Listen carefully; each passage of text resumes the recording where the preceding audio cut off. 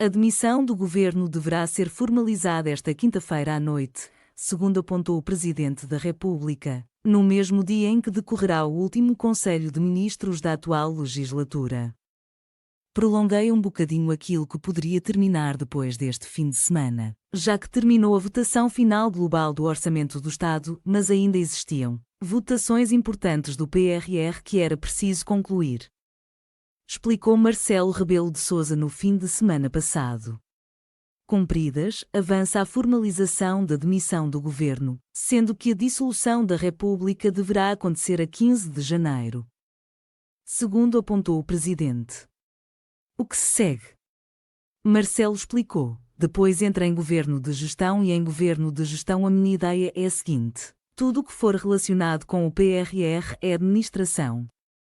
E lançamentos, execuções, como está tudo contratualizado, tudo deve correr na normalidade. Se for preciso um diploma legal daqui até à data das eleições e depois até à nomeação do novo governo, aí eu examinarei diploma a diploma. Se for verdadeiramente fundamental para a economia do país para assegurar este período de estabilidade económica, em Portugal, eu não deixarei de o promulgar.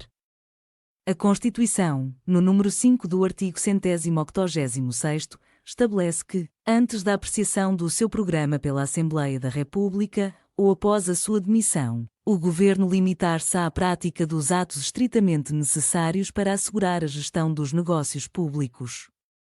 Ou seja, Costa fica limitado a atos administrativos, enquanto eventuais atos políticos são da responsabilidade do Presidente da República, segundo explica a Executivo Digest José Adelino Maltês. Politólogo, professor universitário e investigador de ciência política. Depois da demissão do governo formalizada, segue-se o calendário, brinca o especialista. Como vivemos em regime de uma morte anunciada. Os efeitos desses atos são no momento em que se anunciaram e não no momento em que efetivamente podemos lê-lo em folha oficial. Tudo se tornou mais complexo a partir do anúncio e não a partir do ato oficializado. Sustenta. Estamos em crise? Estamos e não estamos. É uma falsa crise porque, apesar de decapitados no governo, todos sentimos que tanto faz. Tudo isto funciona independentemente destes processos. É a vantagem de haver autonomia da sociedade face ao Estado. Neste caso o governo é que perdeu cabeças, e a cabeça, continua o politólogo em declarações à Executivo Digest. E até março como será? Segundo Adelino Maltês, tudo decorrerá dentro da normalidade, com um governo de gestão, com os portugueses e os políticos mais preocupados com a campanha eleitoral. Andaremos em medição de como os novos líderes partidários são recebidos pelas pessoas, são muitos os novos rostos. No Bloco, PS, IL, PSD, PCP. É uma total novidade a relação destas lideranças com o voto. É uma experiência de novidade, se calhar para ficar tudo na mesma, adianta. Marcelo já explicou o que podemos esperar dos próximos meses, indica Adelino Maltês. Terá que ler os diplomas que vêm de um lado para o outro e falar com Costa para ver se diploma X ou Y pode passar e quais as consequências. Vai ser um período. Ao contrário do que pode parecer, do mais profícuo diálogo de sempre entre os dois. A presidência da República tornou-se mais importante que o presidente, passou a ser uma máquina de controle formal de poder. Com muitos assessores, parceiros, motoristas a levar papéis de um lado para o outro, e o governo passou a ter um comando de quem nós sabemos que não vai ser ator político imediato. Portanto, são diálogos anónimos de instituição. Será que a democracia sobrevive? Acho que sim, as instituições são mais importantes do que as pessoas, clarifica a Executivo Digest do especialista.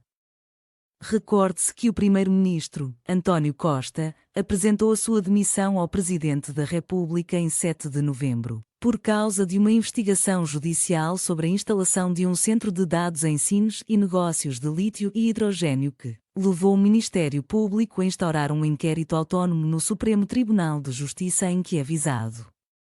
O chefe de Estado aceitou de imediato a demissão do primeiro-ministro, embora sem a formalizar. E 2 dias depois anunciou que iria dissolver o Parlamento e marcar eleições legislativas antecipadas para 10 de março. Após ter ouvido os partidos com assento parlamentar e o Conselho de Estado. Caso das gêmeas? A autoridade de Marcelo não fica beliscada.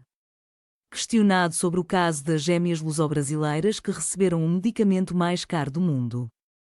O Zolgesma, no Hospital de Santa Maria, Adelino Maltês diz sentir pena por Marcelo se ver envolvido. O caso, noticiado pela TVI, levantou suspeitas de uma alegada intervenção de Marcelo Rebelo de Sousa, que foi já negada pelo próprio, que assumiu ter recebido um e-mail do filho sobre o tema e ter dado o seguimento, normal, de qualquer outro pedido. Foi apanhado pelo imprevisto e ficou a parecer um trapalhão. Ele não é trapalhão, só que teve ali um problema. É a cabeça de uma pessoa humana, de hiperinformação, excesso de informação, e não o deixaram aperceber-se de um pormenor que podia ter resolvido.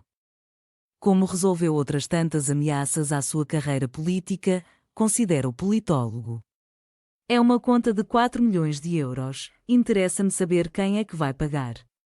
E aí falha totalmente o sistema. É tão minucioso e de repente aparece uma despesa pública deste género, que teve de ser justificada, e que daqui a pouco tempo vamos saber quem foi o responsável, com as consequentes marcas para a conta. Tem de haver uma coisa que na língua portuguesa não há, que é accountability, defende Adelino Maltês. O professor universitário continua, não é um problema do Marcelo de Costa ou de Marta Temido, é um problema da máquina. Neste caso, reflete-se num impacto para o presidente que não deve ter dormido estas noites. Adelino Maltês considera que a autoridade de Marcelo não fica beliscada pelo episódio. Podia passar férias a partir de agora e manter a máquina a funcionar para fazer o veto, já que não se esperam decisões fundamentais dele, portanto isto já funciona mesmo sem Marcelo. Mas é triste para a história dele, de anos e anos de gestão de poder e tentativa de criação de uma imagem de afastamento do nepotismo e clientelismo. São coisas que acontecem. Não somos divinais, somos máquinas humanas, e Marcelo, por vezes, acha que é Deus. E não é, termina Adelino Maltês.